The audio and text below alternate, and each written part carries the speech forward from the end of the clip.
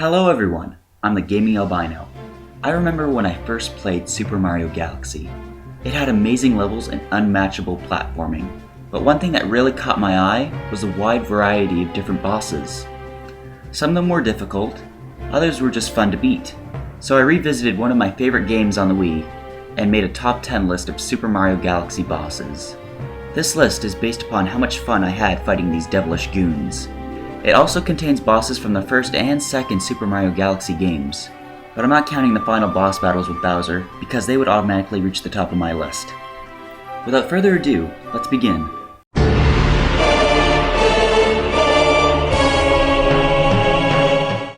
Roloio is an adorable boss that appears in Super Mario Galaxy 2.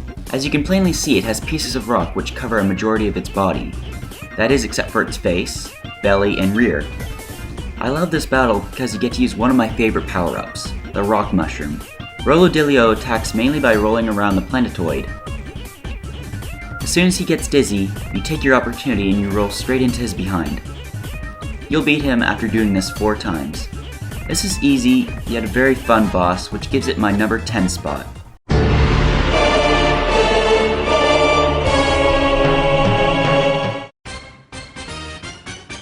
Digga-leg resembles a familiar boss from the first Galaxy game.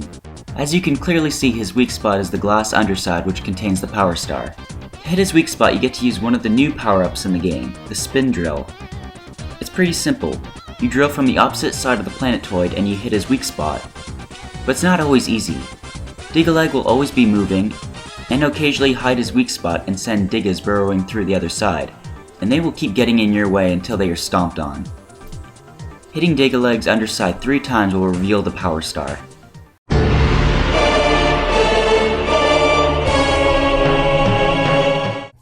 Number 8.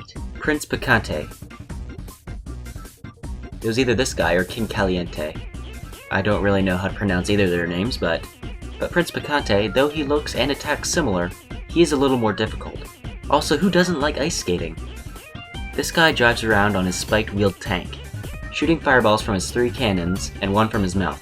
When the fireballs have touched the ground, they will create a small puddle of lava that will last for a few seconds. They can be very difficult to avoid due to the awful traction on the ice. Once in a while, Picante will spit out a coconut, and when he does, Mario will have to hit it back. Each time that happens, Picante will move slightly faster. This is where it gets hectic.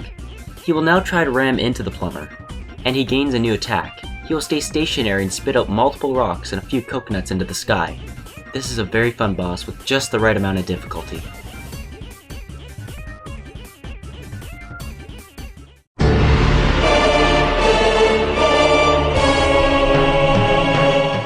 Number 7. Mega-leg. This guy knows how to make an entrance. This large mechanical robot lives on a tiny planet that can barely hold him.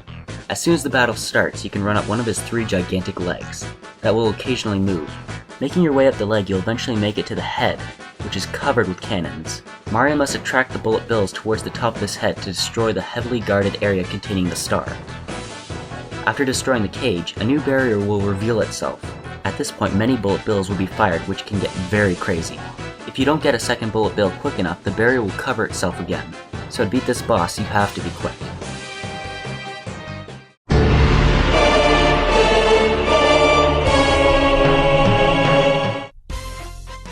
At first glance, Bowser Jr.'s Boomsday machine looks pretty harmless, but this thing is equipped with rotating fireballs at the bottom and an electric cannon. Making your way up with the use of Cloud Mario and some giant fans, you can make your way over and ground pound the machine. Now the cannon is sped up, making it easy for these projectiles to hit your platform, or even you. Not only that, but the machine has built-in vacuum that sucks you in closer. And now before ground pounding, you have to be careful the glass is not electrified. This is where things get insane. The tower raises from the ground to reveal the bottom half. This thing is a mobile tank. So now this thing's on meth, driving everywhere, destroying your clouds, sucking, squashing, and shooting. You arm yourself with more clouds and begin going up. But wait, now you have to get even higher up. And trust me, it's a long way down. There's great satisfaction out of finally destroying this thing.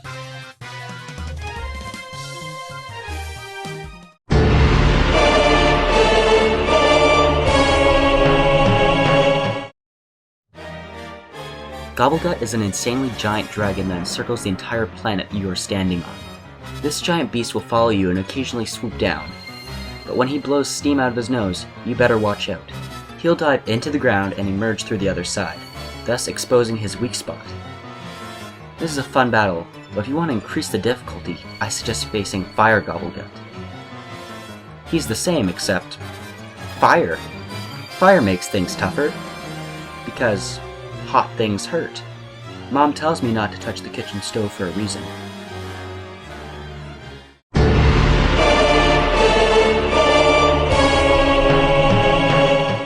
After reaching the top of this very familiar galaxy, you can open a pathway to the underside. The sky turns dark and stormy, and you know who this is. It's the Whomp King. Many of us remember facing this guy for the first time in Super Mario 64. Well, now he's returned with a few more tricks up his sleeve. Firstly, he's a hell of a lot bigger. When attempting to crush Mario, a red silhouette will indicate where he's going to land. Mario takes this opportunity to jump and ground pound his back. If Mario forgets to jump when the king impacts the ground, Mario will temporarily be paralyzed. The king can now stomp on the ground and produce several miniature Whomps called Wimps. I'm sorry, that's a hilarious name. It's great to see an iconic boss from your childhood reimagined into something that feels new again. That's why it deserves the number 4 spot on my list.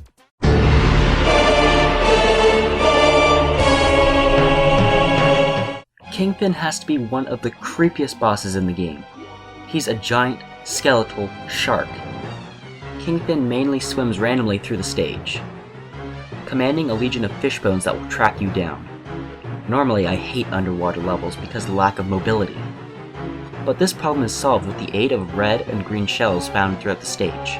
Acquire one of these, and with careful aiming you can take down Kingpin. But things can get challenging between looking for shells and dodging fish bones. But you also have to keep a good eye on your air meter.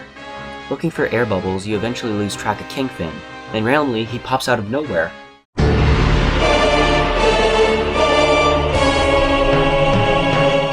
Mega Hammer is a giant robot that you face in Super Mario Galaxy 2.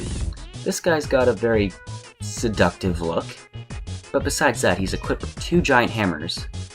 What I enjoy so much about this battle is that the whole time you're riding Yoshi, good thing too, because Mega Hammer launches bullet bills at you that you can fire right back on his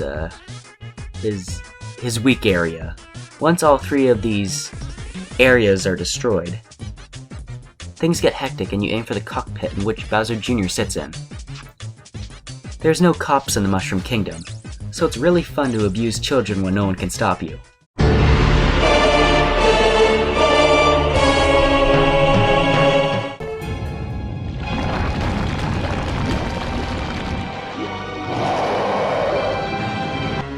Bouldergeist is a really unique boss found in the first Galaxy game. Bouldergeist is essentially a huge column of rocks formed into a face.